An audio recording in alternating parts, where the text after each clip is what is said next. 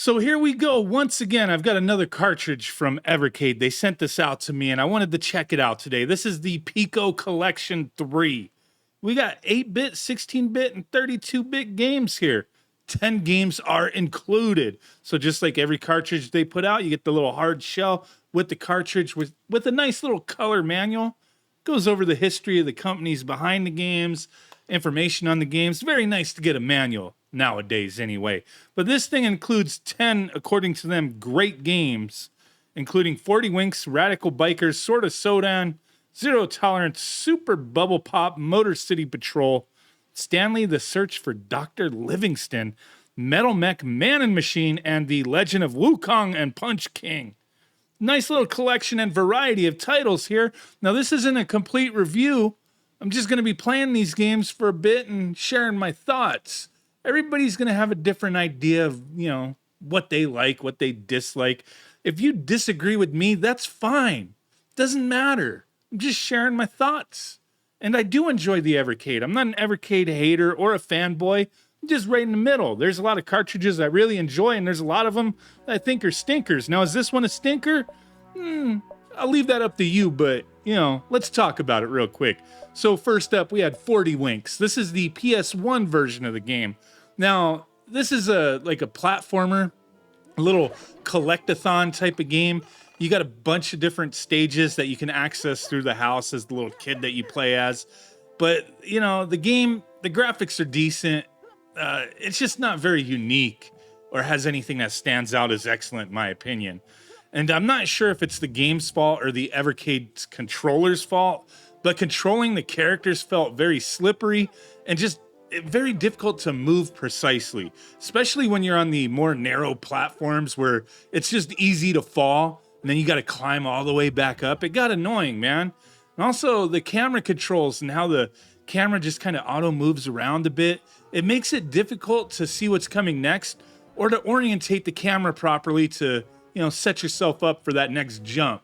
Maybe the Evercade needs an official controller with analog sticks for games like this, but then again, I'm just not sure if the game just plays that way, so maybe a better controller wouldn't fix that problem. But yeah, this game's not that fun for me. Some people seem to like it though, but yeah, for me, it's a rather generic collect-a-thon. There's a lot better versions, or not versions, but you know what I mean. There's a lot better platformers out there during this time. Now, next up is The Legend of Wukong. There's a Sega Genesis game. It's a classic style role-playing game. It was translated back in like the early mid-2000s. And the little bit that I played of this game, it seemed like, and it felt like a fairly traditional RPG of the 90s. Nothing like crazy out there or anything. It was fairly typical. I just don't have the time to commit to a game like this, so I can't really give too much of a opinion on my thoughts here. But looking into it, the game seemed fairly well received by RPG fans. So, hey, this one may be cool for the right person. I don't know. I just can't commit to playing it right now. Maybe I'll revisit it. Next up is Metal Mech, Man and Machine. This is an NES game. And the point of this game is to wander around, and you got to find a key that allows you to exit the stage and continue forward to the next stage where you repeat the same thing. So this game, it has numerous generic bug and robotic enemies constantly coming at you. And at first I didn't realize you could exit the mech as I was getting a headache from the crappy music. This game felt like an Action 52 game at first. But eventually I did find out, hey, you can exit the mech and explore further. And you could turn the music off, so that was kind of a plus. But this game is just a chore. It seems to have some decent ideas, but it's just too sluggish and sloppy. It's a pass for me. So next up, we got Motor City Patrol. This is an NES game, and it's a top-down game where you're a cop patrolling the streets for crime. Initially, I was a little put off at first. I just wasn't sure what to do. Drive around, bump into shit? I don't know. But once you figure things out, you get used to the controls. It does get better. But the generic graphics and repetitive gameplay are just really boring. Things all look the same, and the cycle of going after robbers and people speeding does get kind of lame after a while. The game almost feels like Grand Theft Auto before Grand Theft Auto was a thing, but it's just not something I enjoyed. Next up, we got Radical Bikers. So this is a Game Boy Color game that was, it's an unreleased game that there was a prototype that came out a while back, and this is like the finished version of it. And it's a port of an arcade game of the same name.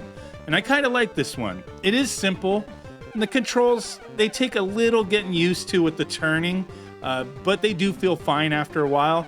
And there's a lot of little shortcuts to find and items to grab. It's a basic racing game with some not so impressive graphics, but I did have a bit of fun with it. I just don't feel like this will be a game that has a lot of replay value to it, but it was fun for the time I spent with it. Next up is Stanley, The Search for Dr. Livingston.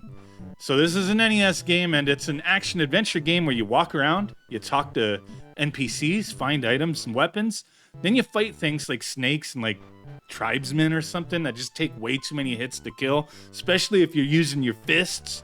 My God, a freaking snake shouldn't take like 30 punches to the head to die. I don't know. But there is a lot of exploration in the game, but the controls just didn't feel very responsive, and it was, you know, kind of a slog of a game. It was boring to me. But I do see, like, hey, there's some neat things going on here. So maybe, you know, it'll appeal to some people. I don't know. Next up was Super Bubble Pop. I believe this is a Game Boy Advance game. Now, I'm not a puzzle game hater. I'm just not. I could get into some Tetris or Columns on occasion. But some puzzle games, they're just straight boring. They don't do anything special. In this game, you shoot stupid bubbles, line up the colors, and they disappear. But it's all in the perspective that these bubbles are in front, like coming towards you. I'd rather play Clacks, you know, similar perspective, but not where it like shifts around. That's, you know, I guess this game kind of has that. It's neat. Okay, it shifts around a little bit. But the game just didn't feel right to me. I never gave up on a game so quick before, but this one, I couldn't do it, man. Not for me. All right, I almost forgot about this one, Punch King. This game like desperately wants to be Punch Out. It's a Game Boy Advance game, and they just straight up ripped off a bunch of, yeah, I mean, they were inspired by like Super Punch Out and whatnot. And it's not horrible, but this game, man, like the little stamina thing that they have going on here where you just can't punch, the game just is bad. It's mediocre. Like if I want to play a cartoony boxing game, I'll play Punch Out, Super Punch Out, Ready to Rumble. This game is just a big pass for me. Now next we got a Sword of Showdown. I know I've heard of this game before, but I don't think I've ever played it. It's a Sega Genesis game, and it's supposed to be a beat 'em up, at least according to Evercade's description. To me, it felt more like a sluggish gangbang of spears coming at you from every side. Maybe some people are into that kind of thing, but this game just sucks. Slow gameplay, horrible controls. Walk forward without the screen advancing, get speared in the face, pick up some potions, pause the game, scroll over to select a potion, unpause, use the potion, hope it has some kind of positive effect, then pause again and repeat. This game sucks balls. Moving on. We got Zero Tolerance. This is a Sega Genesis game, and it's probably the highlight of this cartridge.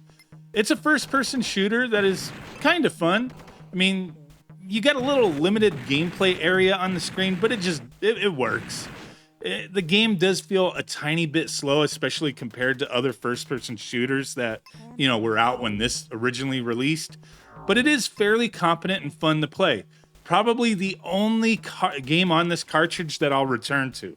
That kind of sucks, man. Only one game that I'm actually kind of like, hey, I'll play this. Some of the other games were all right. And, you know, I do realize not every game in a collection will be to my personal liking. And perhaps games I like will be different to others. Maybe they'll like ones that I didn't like. You know, we all can have different opinions. And I do like a lot of stuff that Piko's put out. But I think this cartridge, you know, for me anyway, holds very little value. Like, I just think it'll mostly be forgot about after I upload this video. Oh, well, I guess. Let me know what you guys think. Appreciate y'all. Bye.